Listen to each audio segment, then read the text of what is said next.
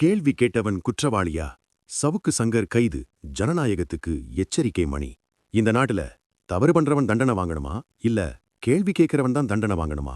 இன்றைக்கு கைது செய்யப்பட்டிருக்கிறது ஒரு திருடன் அல்ல, ஒரு கொலைகாரன் அல்ல, ஒரு யூடியூபர், ஒரு விமர்சகர், ஒரு கேள்வியாளர். அவர் பெயர் சவுக்கு சங்கர்.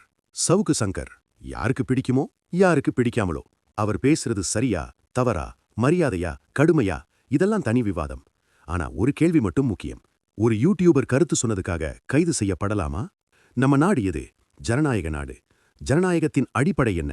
பேசும் சுதந்திரம், விமர்சிக்கும் உரிமை, ஆட்சியாளர்களை கேள்வி கேட்கும் தைரியம்.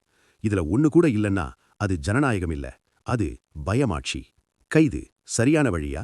சவுக்கு சங்கர் ஏதாவது தவறாக பேசியிருந்தா சட்டப்படி நோட்டீஸ் கொடுக்கலாம், கோர்ட்டில் வழக்கு போடலாம், சட்ட ரீதியாக எதிர்க்கலாம். ஆனா நேரா கைதா?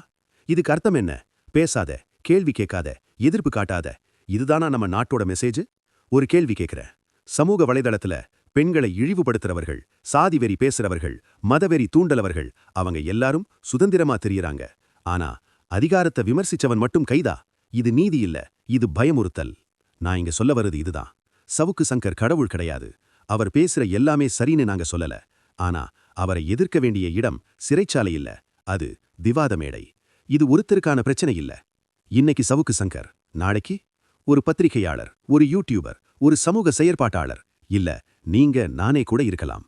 அதனால்தான் இது ஒரு மனிதனுக்கான பிரச்சனை இல்ல, இது நம்ம எல்லாருக்குமான எச்சரிக்கை. அரசே, விமர்சனத்தை சகிக்க கற்றுக்கோங்க. கேள்விகளை அடக்கினா உண்மை இன்னும் சத்தமா பேசும். சிறைச்சாலையால் கருத்துக்களை அடைக்க முடியாது. நாங்க கேட்கிறது ஒன்றே ஒன்றுதான். சவுக்கு சங்கருக்கு நீதி, கருத்துக்கு சிறை வேண்டாம், ஜனநாயகத்தை காப்பாத்துங்க. இந்த வீடியோ பிடிச்சிருந்தா ஷேர் பண்ணுங்க. இது ஒருத்தருக்கான குரல் இல்ல, இது நம்ம எல்லாரோட குரல்.